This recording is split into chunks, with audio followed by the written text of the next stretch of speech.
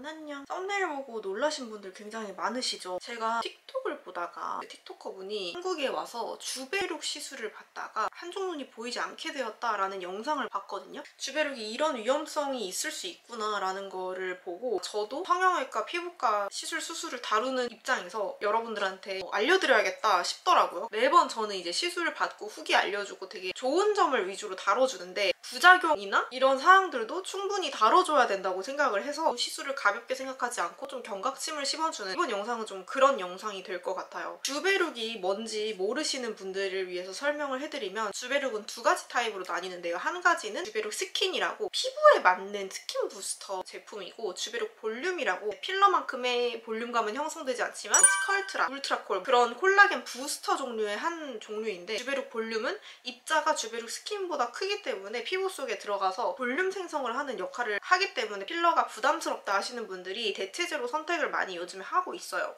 PDLLA라는 젖산 성분이 피부에 들어가면 약한 염증 반응을 일으키면서 콜라겐 생성을 촉진하는 그런 성분인데 PDLLA랑 히알루론산이 결합된 제품이라고 보시면 돼요. 그래서 피부에 맞게 되면 모공 수축에도 좋고 흉터라든지 피부가 좀 전반적으로 쫀쫀해지는 그런 효과가 있어서 저도 사실 최근에 맞았거든요. 제가 주베룩을 맞아서 그런지 그 영상이 저한테 알고리즘으로 뜨더라고요. 맞은 거는 주베룩 스킨 제품이었고 틱토커 분이 받으신 건 주베룩 볼륨 시술이었어요. 한쪽 시술이 끝나고 다른 쪽 시술을 하는데 그 순간 바로 한쪽 눈이 안 보이기 시작했다고 하더라고요. 제가 이제 의사가 아니다 보니까 의학적으로 자세히 설명을 드릴 순 없지만 여러분들이 조금 더 병원을 선택하거나 할 때 신중하게 가셔야 한다. 그리고 100% 완전한 시술은 없다라는 걸 인지를 하시면 좋을 것 같아서 사실 기존에 필러로 인한 실명사고는 종종 보고된 게 있었어요. 그러니까 미간 쪽이나 코필러, 눈 주변에 필러 시술을 받을 때 눈 쪽으로 가는 혈관이 필러가 막으면서 혈관이 막히면서 산소 공급이 차단돼가지고 시력을 잃는 그런 사례들이 있었는데 주베룩 볼륨 또한 그런 위험성을 배제할 수 없다라는 케이스가 나왔잖아요. 그런 사건이 있고 나서 안과에 가서도 진단했는데 진단명이 Retinal Artery Occlusion, 망막 혈관 폐쇄증이거든요. 주베룩 볼륨 입자가 눈이랑 연결된 혈관을 막은 것으로 추정이 된다라고 해서 영구적인 시력 손상을 입으신 거예요. 이분이 영상을 올리고 뒤에 이어서 이제 의사분들도 후속 영상을 제작하고 하는 거를 제가 여러 편을 봤는데 굉장히 응급 상황이어서 골든타임 이내에 적절한 조치를 취했으면 덜 손상되지 않았을까 하는 의견들이 있더라고요. 시술 전에 그 위험성을 완전히 인지를 하고 철저히 잘 알아보는, 물론 이제 공장형 피부과가 안 좋다라는 건 아니지만 무조건 싸다고 해서 무분별한 시술을 받지 않으셨으면 좋겠다라는 그런 마음이에요. 부작용은 사실 언제나 확률이 있지만 내가 걸리면 100%인 거거든요. 그 누구도 이 상황을 책임져 주지 않아요. 이 영상들을 보면서 아 이게 나도 되게 안일하게 생각했구나, 경각심을 딱 받아서 이제 우리 여러분들한테 이 경각심을 좀 알려드려야겠다 싶더라고요. 눈가로 가는 혈관이 지나가는 부위에 굵은 입자로 하는 시술 그 어떤 거든 사실상 그렇게 안전할 수 없구나 라는 생각이 들었거든요. 제가 받은 건 주베룩 스킨이라고 저는 피부에 받은 시술인데 너무 아프고 이러니까 두 번 다시는 안 맞아야지 하면서도 막상 효과가 너무 좋으니까 피부가 막 탱탱해지고 한마디로 그 돈 쓴 티가 나니까 제가 이런 거를 아 이거 한 번 더 해야 되나 이렇게 느끼고 있던 찰나에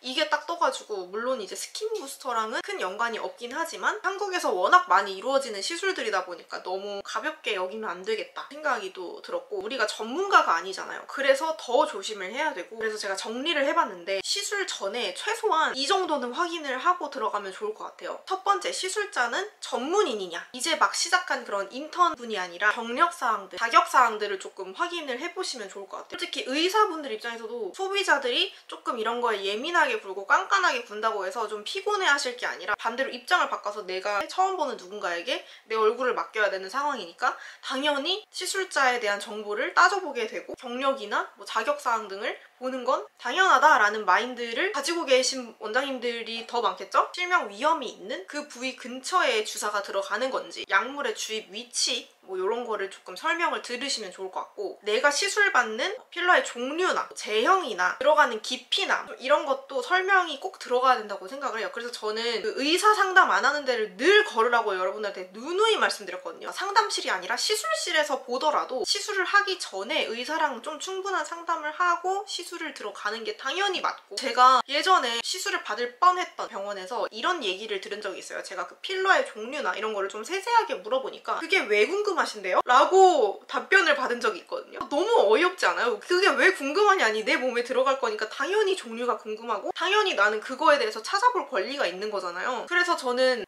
그냥 알겠습니다 그러고 그냥 나왔거든요. 불편하시면 말씀 안 해주셔도 된다. 사실 이게 불편할 게 뭐가 있냐고, 그냥 말해주면 되잖아. 무슨 불법 공업용 약물을 쓰는 게 아닌 이상 이거는 무슨 필러입니다, 입자는 어떻고 보통 어떤 시술에 쓰이고 이런 거를 설명을 해줘야 되는 상담실장이라는 사람이 그게 왜 궁금하신데요? 라고 말하는 게 저는 너무 이해가 안 갔었거든요. 당연히 거기서 시술을 받지 않았고, 이제 응급 상황 시에 어떻게 대처를 할 것인가에 대한 질문도 좀 하면 좋을 것 같아요. 정말 작은 확률이지만 만에 하나 저에게 이런 일이 일어나면 이 병원에서는 어떤 대처를 하나요? 라는 질문을 할 수 있으면 좋을 것 같아요. 피부과 의사분들이 그 해당 틱토커분의 영상을 보고 말씀하시기를 시력 손상을 느꼈을 때 바로 히알루론산을 용해하는 히알라제라는 필러를 녹이는 약물이 있어요. 그거를 즉각적으로 주입을 해서 최대한 빨리 필러를 녹이는 게 일단은 우선이라고 하더라고요. 그분은 그때 그런 적절한 조치를 받지 못했고, 그래서 영구적인 시력 손상이 생긴 거니까 해당 병원의 응급 상황 시에 어떤 대처를 해주시는지 여쭤보면 좋을 것 같고, 예뻐지고 이런 거 다 중요하지만 안전이 그 무엇보다도 우선순위가 돼야 된다는 거를 저도 다시 한번 깨달은 계기가 됐던 것 같고, 소비자로서 어떻게 따져봐야 하나, 내가 이런 거를 무분별하게 하고 있진 않았나 돌아보자는 그런 영상이었고요. 그리고 너무 저렴한 데는 한 번 더 생각을 해보시는 것도 방법인 것 같습니다. 보통은 숙련이 필요한 의사분들이 할 때 가격이 좀 저렴한 경우가 많아서 무조건 저렴하다고 안 좋은 것도 아니고 비싸다고 무조건 좋다 이것도 아니지만 가격만 보고 결정하는 일은 없었으면 좋겠어요. 꼭 충분한 상담을 통해서 안전하고 올바른 시술 받으시길 바라고, 여러분들 중에서 받고 나서 후회를 했다거나 안 좋은 경험이 있다면 댓글로 공유를 해주시면 좋을 것 같아요. 저희가 이제 서로의 경험을 나눌수록 더 현명한 선택을 할 수 있다고 생각을 하거든요. 예뻐지고 싶은 마음 너무 충분히 이해하고 저도 그런 사람 중에 한 명이기 때문에, 하지만 예뻐질수록 저희는 더 똑똑해져야 된다고 생각합니다. 여러분들도 항상 경각심을 가지고 안전을 우선으로 예뻐지시면 좋을 것 같아요. 오늘 준비한 영상은 여기까지고, 오늘도 시청해주셔서 감사드리고 저는 또 다음 영상으로 찾아오도록 하겠습니다.